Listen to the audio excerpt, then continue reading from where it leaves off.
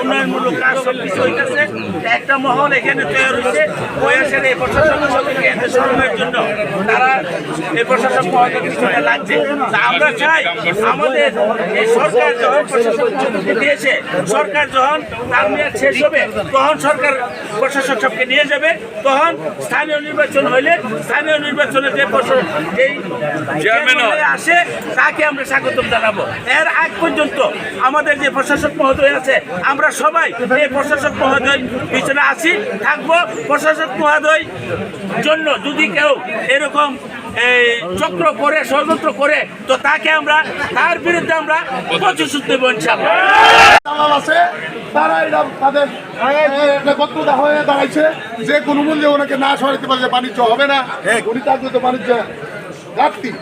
তার ধারাবাহিকতা আমরা শুনতে পাচ্ছি ডিজি মহোদয়ের নিকট বিজয়নগরের একজন ব্যক্তি যে আমার হানারও না, সে নাকি একটা দরখাস্ত দিচ্ছে কিছু আওয়ামী লীগের লোকদের দ্বারা একটা তথাকথিত মানববন্ধন দ্বারা 20-50 জনের একটা ছবি নিয়ে প্রকাশ করছে যে মুগরা হিরণবাসী ওনাকে চায় না।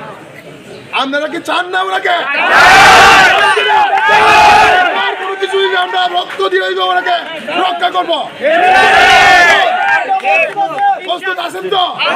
কেউ প্রতিপন্ন কিভাবে করা যায়, ওনার ব্যর্থতা কিভাবে সামনে তুলে নিয়ে আসা যায়, এগুলি নিয়ে নানান মিথ্যাচার এবং চক্রান্ত করে যাচ্ছেন। আমরা এতহীন ভাষা বলতে চাই, আমরা এই প্রশাসন দিয়া আমরা মুগরা ইউনিয়নবাসী সম্পূর্ণ আকারে সন্তুষ্টি এবং খুশি আছি।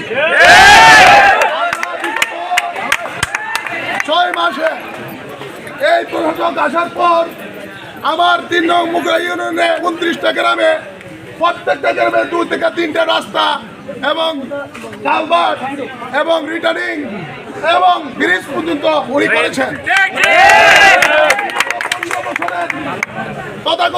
তথাকথিত নির্বাচিত যে সরকারের অধীনে যে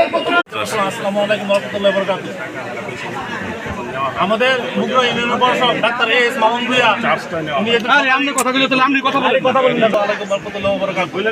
প্রিয় সাংবাদিক ভাই বন্ধুগণ, আজকে আমরা একটি দুঃখ বারাক্রান্ত মন নিয়ে এখানে বুঝতে হয়েছি। আমাদের 3 নং মুগরা ইউনিয়নের বর্তমান প্রশাসক ডাক্তার এস মামুন ভূঁইয়া বর্তমান ডিসি মহোদয় ওনাকে নিয়োগ দিয়েছেন। মুগরা ইউনিয়নের ইতিহাসে ওনার নিয়োগ হওয়ার পরে অল্প দিনে যে কাজ করছেন মুগরা ইউনিয়নের 1 নম্বর থেকে যত 9 নম্বর পর্যন্ত কোনো হয় নাই। মুগরা ইউনিয়নের রাস্তাঘাট, কালভার্ট, ব্রিজ এবং মুগরা ইউনিয়নের যে সচেতন নাগরিক মহল, তাদের জন্ম নিবন্ধন, সার্টিফিকেট, তারপর রিলেটেড চাল বন্টে বসে কিন্তু কিছু সময় ওনার বিরুদ্ধে নানা অপকর্ম চালাচ্ছে। আমরা এর বিরুদ্ধে তীব্র নিন্দা প্রতিবাদ জানাই। ইউনিয়নের একজন সচেতন নাগরিক, আমি বিগত সরকারে আমলে দেখেছি বর্তমান প্রশাসক আমাদের মামুন ভূঁইয়া যে উন্নয়নমূলক কাজ 5-6 মাসের মধ্যে করেছে, এর আগের সরকার 15 বছরেও সেই কাজ করে না। আমরা প্রত্যেকটা গ্রামে দেখেছি, প্রত্যেকটা গ্রামে হাল, কালভার্ট, ব্রিজ সবকিছু ইনশাল্লাহ হইতেছে। আমরা ইনশাল্লাহ মামুন ভূঁইয়ার পাশে আছি। যারা ওনার বিরুদ্ধে চক্রান্ত করবে আমরা তাদেরকে দাঁত ভাঙা জবাব দেব। বলতে চাই, আর কোন চক্রান্ত করলে আমরা তাদের পিঠের চামড়া রাখবো না। মানববন্ধন হচ্ছে সম্পূর্ণ আওয়ামী লীগের চক্রান্ত এই জিনিসটা হচ্ছে। যেহেতু মামুন ভূঁইয়া আজকে ভালো কাজ করছে বিদায় মামুন ভূঁইয়ার বিরুদ্ধে বহুত অভিযোগ আছে। এটা সব বানোয়ার, সব কিছু দেখেন। কিছুদিন আগে 10 কেজি চাউল দিছে, 10 কেজি চাউল হচ্ছে।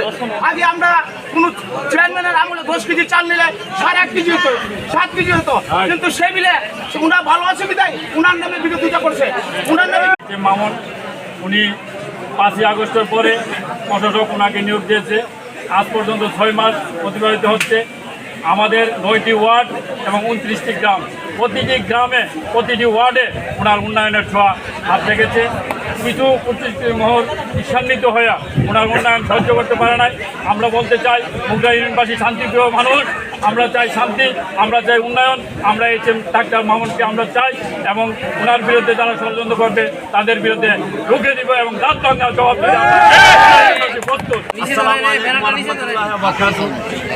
অত্যন্ত দুঃখের সাথে বলতে হচ্ছে, বিগত ফ্যাসিস্ট সরকারের আমলে 15 বছরে মুগরা ইউনিয়নের যে কাজ হয়েছে এর থেকে রিডাবল 3 কাজ মামুন আসার পর থেকে আমাদের এই ইউনিয়নের কাজ হয়েছে।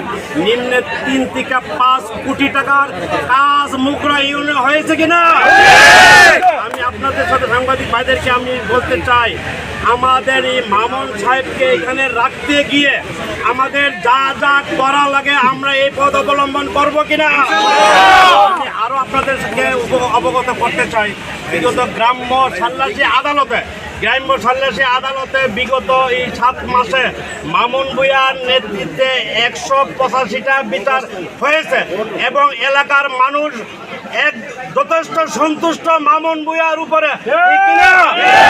আপনাদেরকে আমি অনুরোধ করে বলতে চাই, যারা আমাদের মামুন ভূঁইয়ার বিরুদ্ধে ষড়যন্ত্রমূলক কার্যক্রম চালাচ্ছেন তাদেরকে সতর্ক করতে চাই এবং সাবধান করতে চাই।